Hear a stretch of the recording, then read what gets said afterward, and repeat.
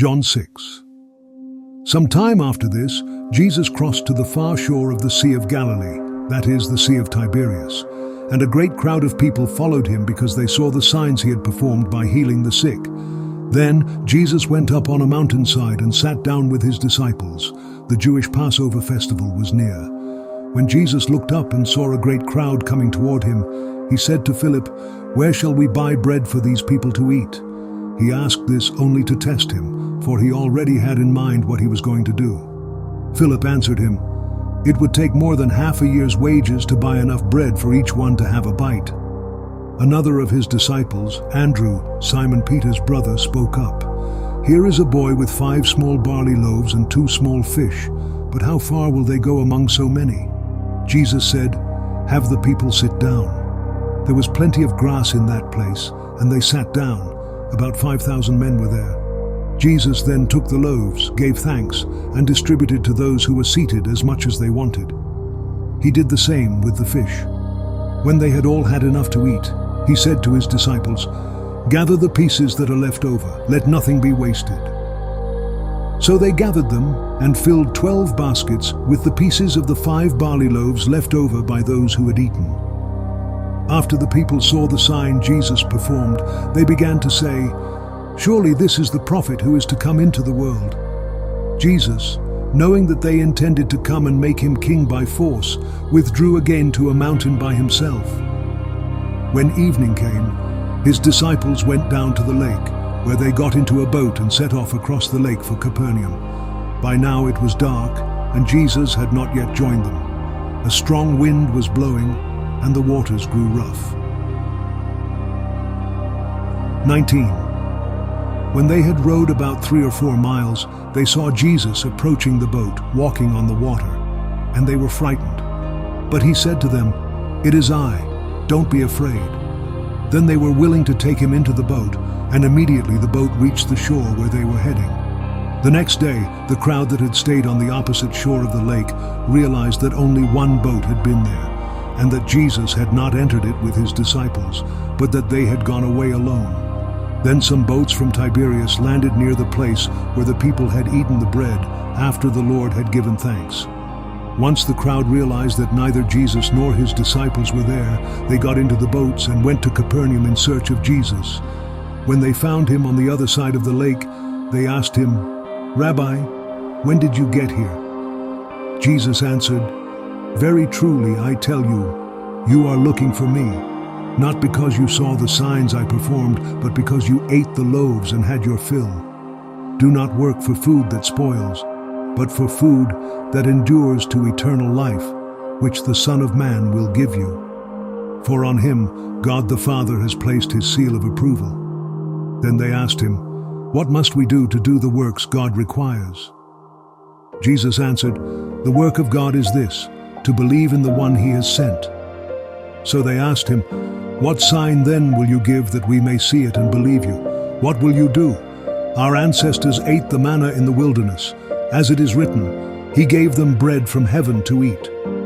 Jesus said to them, "Very truly I tell you, it is not Moses who has given you the bread from heaven, but it is my Father who gives you the true bread from heaven. For the bread of God is the bread that comes down from heaven and gives life to the world." "Sir," they said, "always give us this bread." Then Jesus declared, "I am the bread of life. Whoever comes to me will never go hungry, and whoever believes in me will never be thirsty. But as I told you, you have seen me and still you do not believe.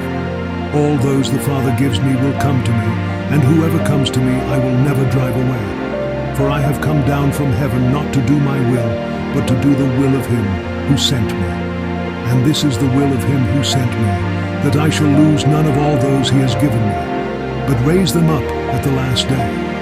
For my Father's will is that everyone who looks to the Son and believes in him shall have eternal life, and I will raise them up at the last day."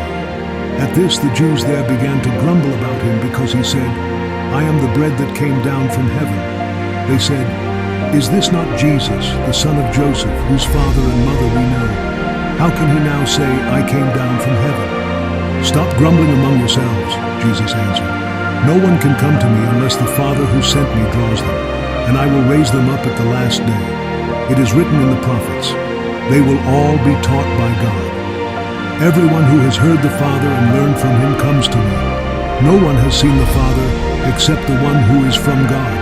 Only he has seen the Father. Very truly I tell you, the one who believes has eternal life. I am the bread of life.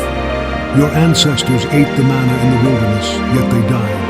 But here is the bread that comes down from heaven, which anyone may eat and not die. I am the living bread that came down from heaven. Whoever eats this bread will live forever. This bread is my flesh, which I will give for the life of the world. Then the Jews began to argue sharply among themselves, how can this man give us his flesh to eat? Jesus said to them, very truly I tell you, unless you eat the flesh of the Son of Man and drink his blood, you have no life in you. Whoever eats my flesh and drinks my blood has eternal life, and I will raise them up at the last day. For my flesh is real food, and my blood is real drink.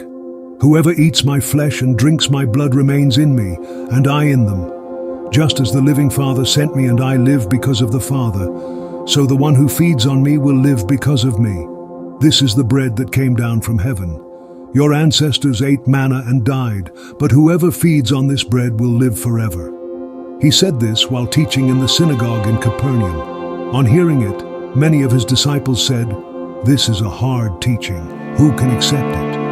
Aware that his disciples were grumbling about this, Jesus said to them, does this offend you? Then what if you see the Son of Man ascend to where he was before? The Spirit gives life, the flesh counts for nothing. The words I have spoken to you, they are full of the Spirit and life, yet there are some of you who do not believe. For Jesus had known from the beginning which of them did not believe and who would betray him. He went on to say, this is why I told you that no one can come to me unless the Father has enabled them. From this time, many of his disciples turned back and no longer followed him. You do not want to leave too, do you? Jesus asked the 12. Simon Peter answered him, Lord, to whom shall we go? You have the words of eternal life. We have come to believe and to know that you are the Holy One of God. Then Jesus replied, have I not chosen you, the 12? Yet one of you is a devil. He meant Judas, the son of Simon Iscariot, who, though one of the 12, was later to betray him.